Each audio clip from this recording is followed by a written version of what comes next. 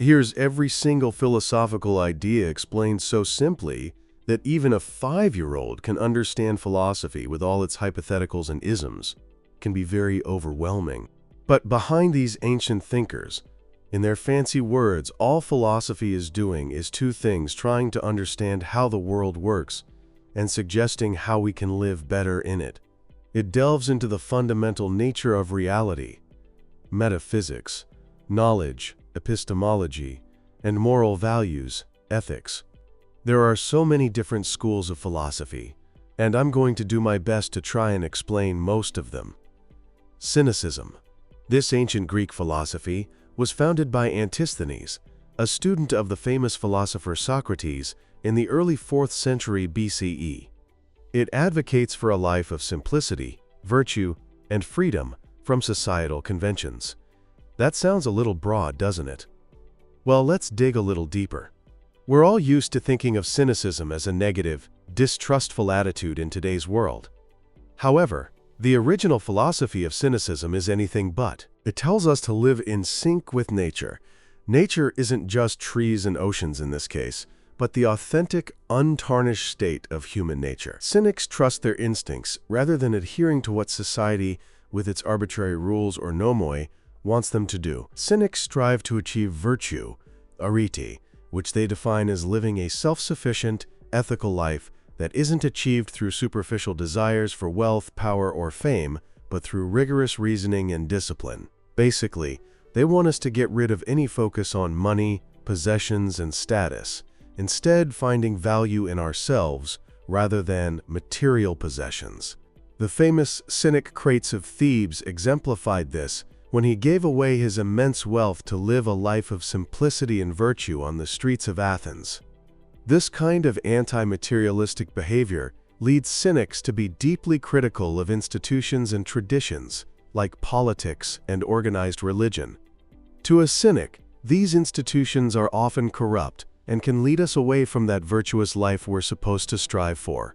Cynics practice something called asceticism, which means living with only what is absolutely necessary. So instead of opting for that Dyson hair wrap or a completely frivolous sports car, stick to the basics: a few pairs of clothes, minimal home decor, and affordable transportation. With extra material items out of focus, cynics believe that we can achieve true personal freedom, which is central to the cynic philosophy. If we are dependent on things, then we cannot be independent and free. Another practice key to cynical philosophy is shamelessness, anidia. This practice is perhaps best illustrated by none other than the behavior of one of the most well-known cynics, Diogenes of Sinope. He engaged in acts simply to shock others and expose the hypocrisy of societal norms. Apparently, he urinated on people who insulted him, defecated in a theater, and publicly masturbated. He wanted to provoke people to reflect on why they found these natural acts so offensive when performed openly. One of the key goals of being a cynic is self-mastery, autarkeia, which allows you to be unaffected by external circumstances. So if we look at Diogenes, his unconventional behavior, we might see that he was in fact completely unaffected by the external circumstances around him, and did whatever he wanted to prove how frivolous our expectations of each other are. Diogenes also pushed the envelope when he reportedly lived in a large ceramic jar, owning very few items and mocking those who pursued material wealth, even famously telling Alexander the Great to stand out of my light. While this kind of stunt might be considered performance art in today's world, he was trying to show that true freedom comes from mastering our own desires. He believed that material wealth enslaved people and prevented them from true happiness, and he took it to the extreme when he saw a boy drink water out of his own hands. Diogenes got rid of his only drinking cup, because why use a cup when you can use your own two hands? We think of the word cynicism as something negative and skeptical. To be a cynic is not necessarily something to be proud of, but the original philosophy was about something much more positive and aspirational. Sure, it had some crazy followers like Diogenes, but we can reframe our interpretation of cynicism and see it as a philosophy that insists on radical simplicity in order to find freedom. Cynicism had a major impact on philosophy and influenced other belief systems like Stoicism, which also emphasizes self-control and living in accordance with nature. Stoicism. This is a philosophy that originated in ancient Greece in the early 3rd century BCE. Its founder, Zeno of Citium, taught his students from a painted porch, or stoa poikile, hence the name. He studied ancient authors like Socrates and was influenced by the Cynics. Stoicism, similar to ancient Cynicism, teaches us to live in harmony with nature and practice self-control. Nature, to the Stoics, is the rational, ordered principle of the universe, which they often identified with God or Logos. We've all heard people say it's in the universe's hands. This is a Stoic idea, that there is so much beyond our control. If we try to resist this rational order, we'll never achieve virtue and freedom. To Stoics, there are things within our control, our judgments, impulses, and choices. And there are things out of our control, our bodies, reputations, external events. This is the dichotomy of control. This layout simply shows what we should be focusing on, the things we can control, and the external factors we should accept with equanimity. Encompassed in this dichotomy is the idea of amor fati, or love of fate. Stoics, from the slave-turned-philosopher Epictetus to the Roman Emperor Marcus Aurelius, embrace whatever happens and see challenges as opportunities for growth. They believe this attitude fosters resilience. Sometimes they'll even contemplate the worst-case scenarios, premeditatio malorum, to prepare themselves for potential hardship. This kind of contemplation could be a physical habit, like taking a cold shower to introduce ourselves to an uncomfortable situation on purpose. This way, when uncomfortable situations arise outside of our control, we feel prepared. Similar to not worrying about what we cannot control, Stoics focus on the present moment as opposed to being preoccupied with the future. If we ruminate about what might happen, we will miss out on what is actually happening right here and now. This fosters an interconnectedness with the rest of humanity, cosmopolitanism, where we are able to feel and identify ourselves as part of a larger whole. Once we can do that, we will see that kindness, empathy, and a sense of duty emerge, because we will feel truly in harmony with others around us. If we can master all of this, we might become virtuous. In Stoicism, there are 4 cardinal virtues: wisdom, good judgment; courage, bravery in adversity; justice, treating people fairly; and temperance, self-discipline and moderation. It might seem overwhelming to achieve a truly virtuous and Stoic lifestyle, but habits like journaling, as Marcus Aurelius did in his Meditations, and identifying role models who stay present and move easily through life can be relatively easy steps to take. If Stoicism has a relatively positive connotation of living in the present and accepting the universe as it is, nihilism might come across as a bit more negative. Nihilism. Nihilism, from the Latin nihil meaning nothing, rejects traditional beliefs and values. Nihilists tend to be skeptical about the existence of any objective truth, morality, or life's purpose. It tells us that life has no inherent purpose or value, and that any so-called meaning attributed to life is debatable and constructed in our own heads. Nihilism challenges that there is any absolute moral truth, and suggests that any moral values we feel we have to adhere to are just constructs of our own mind and society. For nihilists, any sort of system like politics, religion, or cultural institutions are based on arbitrary beliefs. Who is to say that anything we believe is actually true, since they don't believe in any sort of organized system? The term was popularized in the 1860s by Russian novelist Ivan Turgenev in his work Fathers and Sons. Nihilists question authority and prefer to focus on individual freedom. In the philosophy of nihilism, individuals can create their own values and define their own purpose. This, in theory, is pretty liberating. We can be and believe whatever we want, but those that ultimately connect us with other people around us? Not really. Collective beliefs are often what binds society, or even just a group of friends together. Nihilism can lead to feelings of despair or alienation, as its followers grapple with the idea that life lacks any sort of true significance. On the flip side, these kinds of feelings that provoke free thought can also inspire creativity and internal transformation. Nihilism forces us to look inward and potentially unlock layers of ourselves and our internal beliefs that we would have never found before. For example, a non-nihilist might state a fact like, "The sun is shining and the birds are singing, therefore it is a beautiful day." Would anyone dare to disagree with this statement? Probably not. But a nihilist would ask, what is the objective meaning of beautiful? This kind of questioning linked to nihilism has often been co-opted by pop culture.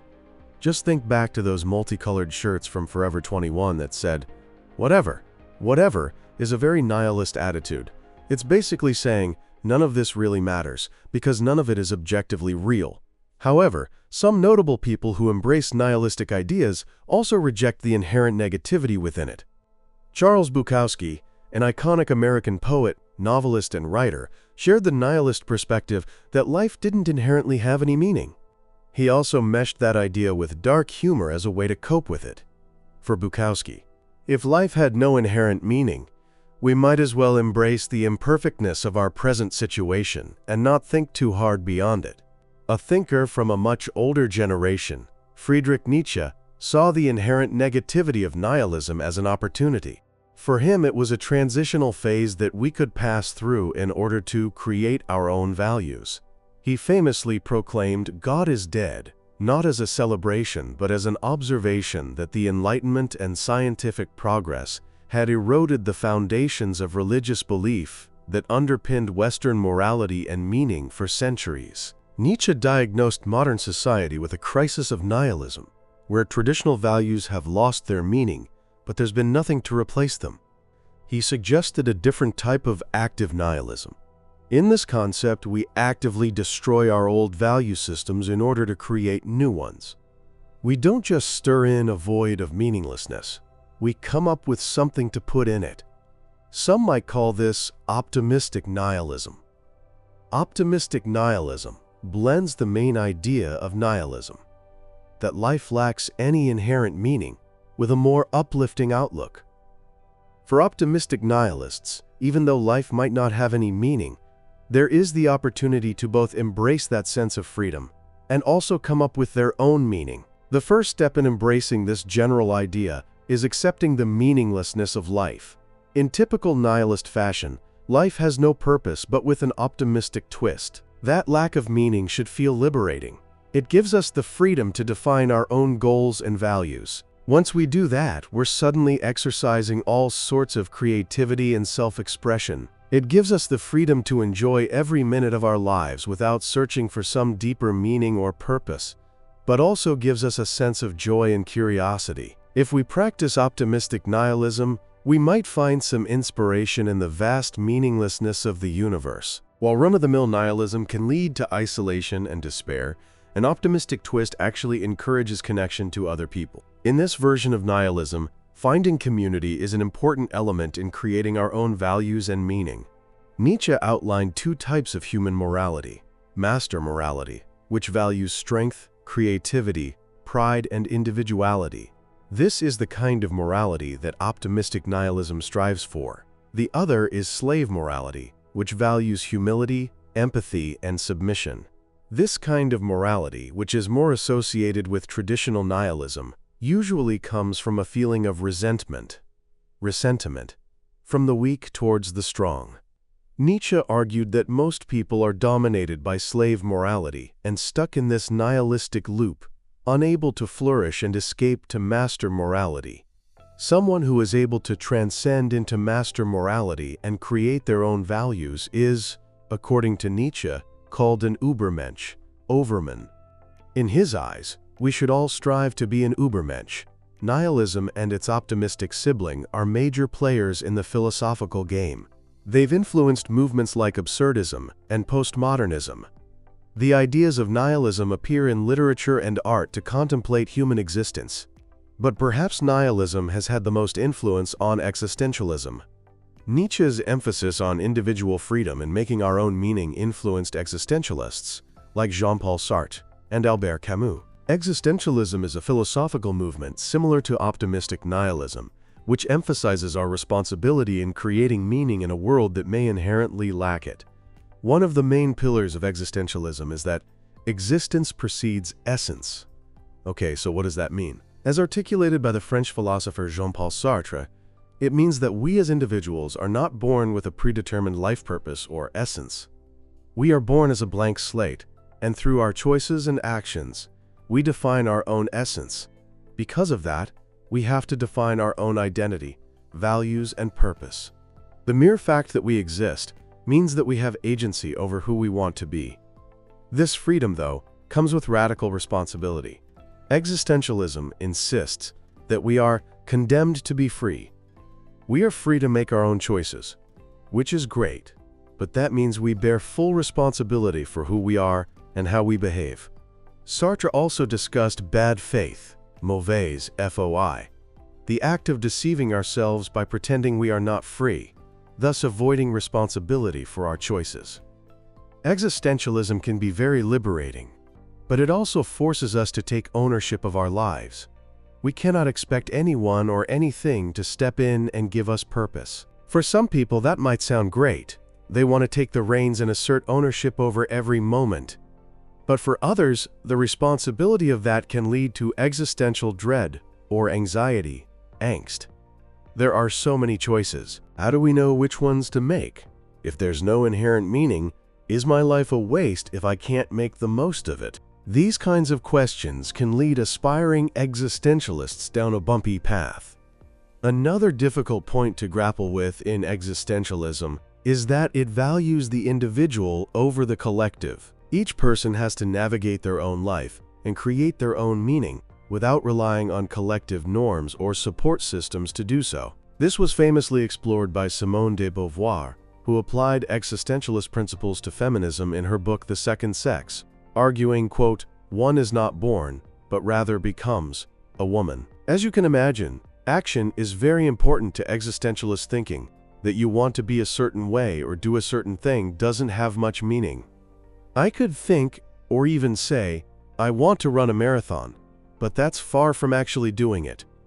If I wanted to employ some existential thinking to that idea, I would start training and eventually run the marathon, because I know that my choices and behaviors are what give my life purpose. Along with his nihilistic ideas, Nietzsche also incorporated some existential thinking. Alan Watts, a 20th century British philosopher, was known for his ability to interpret Eastern philosophies for Western audiences. Although existentialism is not an Eastern philosophy, Watts focused on existentialist ideas like personal freedom, creating meaning, and confronting the absurdity of life.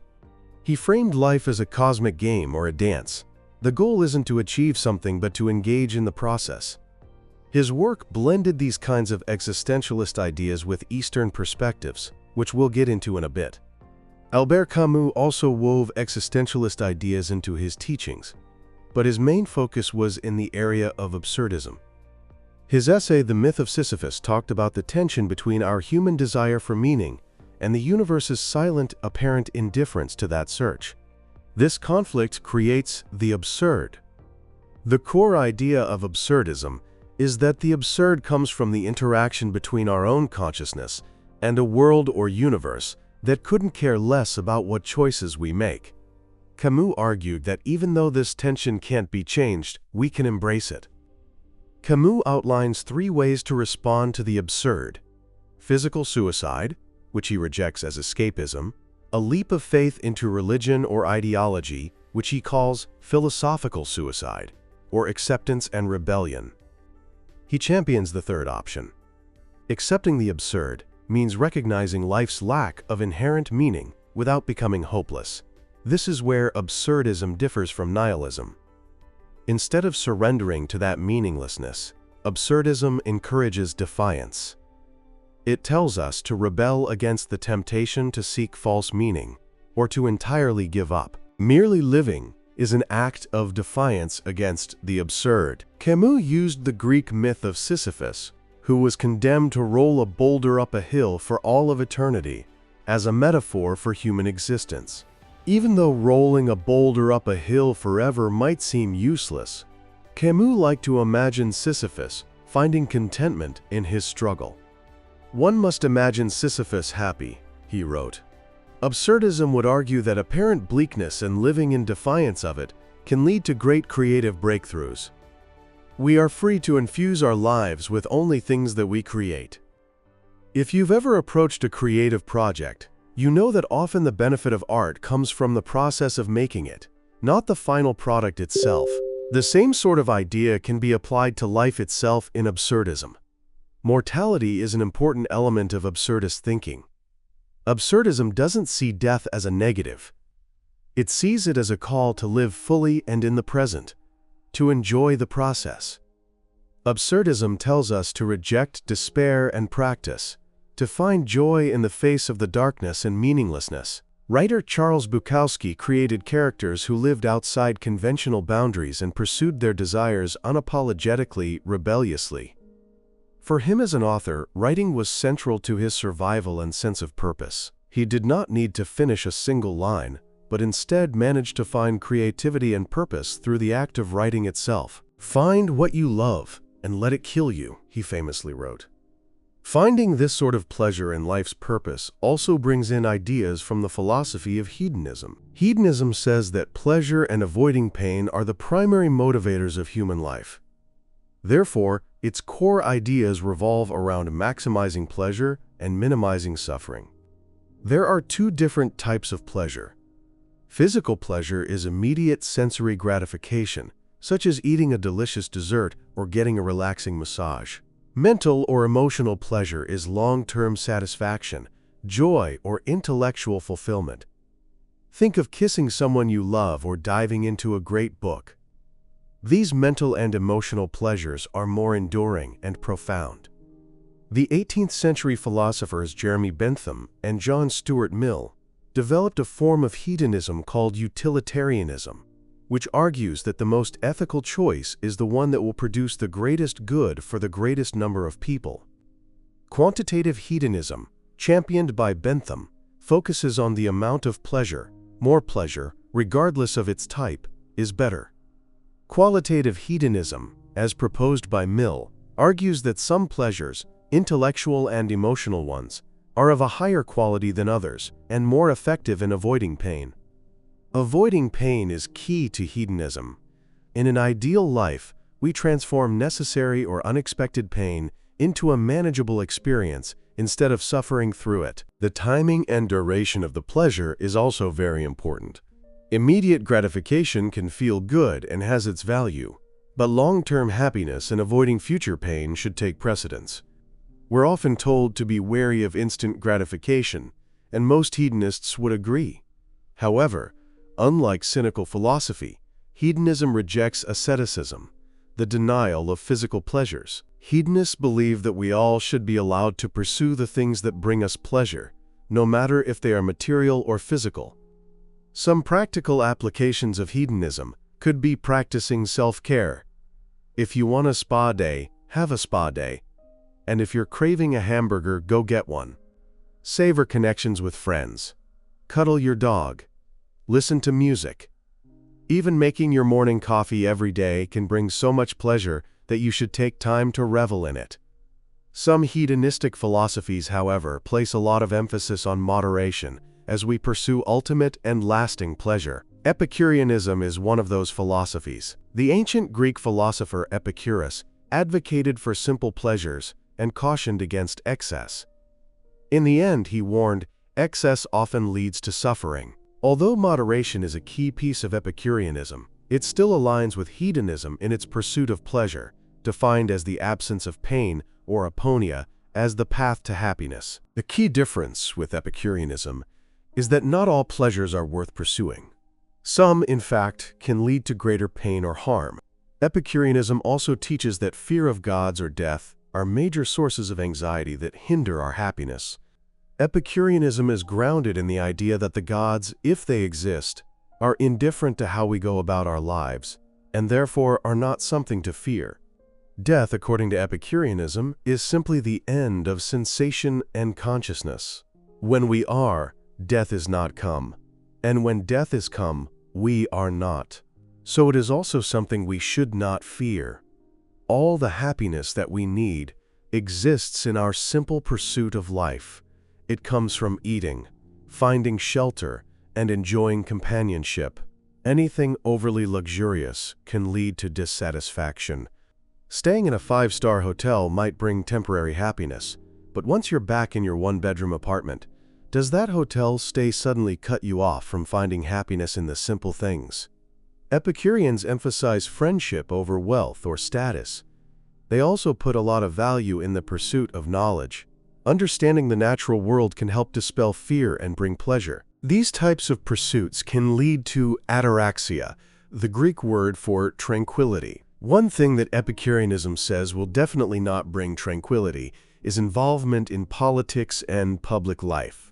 These pursuits, it says, can be stressful and distract from our personal happiness. Instead, Epicurus suggests living a more private life, spending time and energy on close friends and family. The good life, according to Epicureanism, is one that embraces simple pleasures, thoughtful choices, and meaningful relationships in order to find inner peace. How? Try a gratitude journal and express thanks for the small things in your life that bring you joy. Find a community that you find encouraging and interesting. That could be a yoga studio, a writing group, or a dinner party. If we take a step away from traditional ancient Western philosophies, we can find inspiration in someone like Alan Watts, who brought Eastern thinking into Western culture. He bridged the gap between traditions like Buddhism and Daoism and old-school Western thought. Watts was critical of Western materialism and consumerism.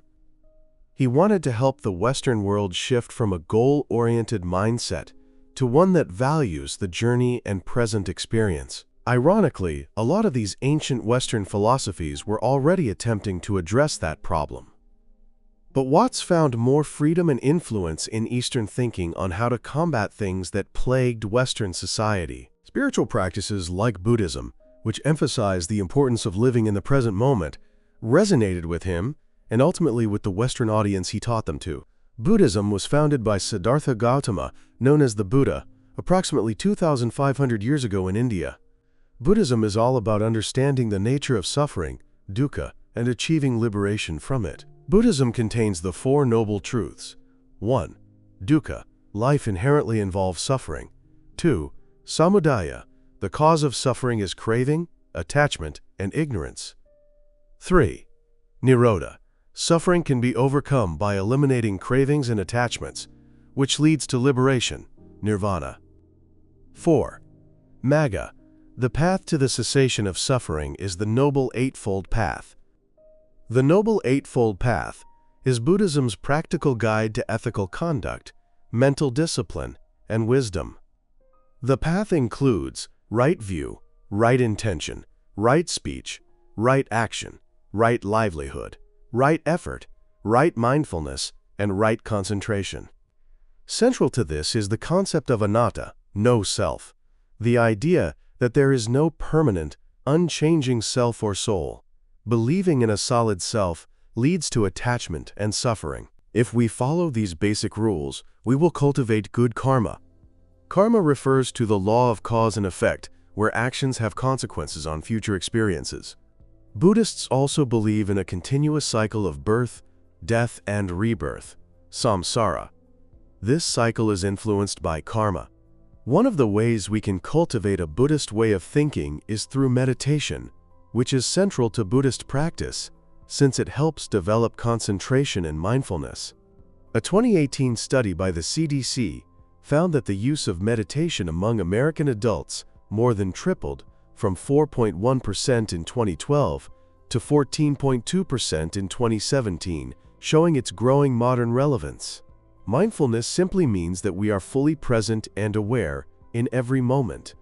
Buddhism is both a philosophy and a way of life. We often think, I don't have time to meditate, but we have time to scroll through our phones or watch TV. Why not take 10 minutes out of your day to sit down, close your eyes, and breathe? If you really don't think that you have those 10 minutes, then you can try to integrate practices like right speech and right action into your life. Could the thing you're about to do cause harm? Is the thing that you want to say productive and kind? Asking ourselves these questions can lead us to live in a more Buddhist way. Alan Watts also celebrated Daoism, an ancient Chinese philosophical and spiritual practice with its roots in Lao Tzu and the foundational text, the Tao Te Ching. Daoism tells us to live harmoniously with the Tao, which in English is often translated as the way. The way is the ineffable fundamental principle that flows through all of existence. It is both the source of all things and the natural order that sustains them. If we can understand and align with the Tao, then we can live in harmony and balance. Sounds a little abstract, doesn't it? Well, here's how Taoists apply that to life. Wu Wei tells Taoists to act in harmony with the natural flow of things. It's not that we should do nothing, but we should avoid action that is forced or strained, allowing things to unfold naturally, like a boatman expertly navigating a current. Taoism also wants us to live, think, and act simply.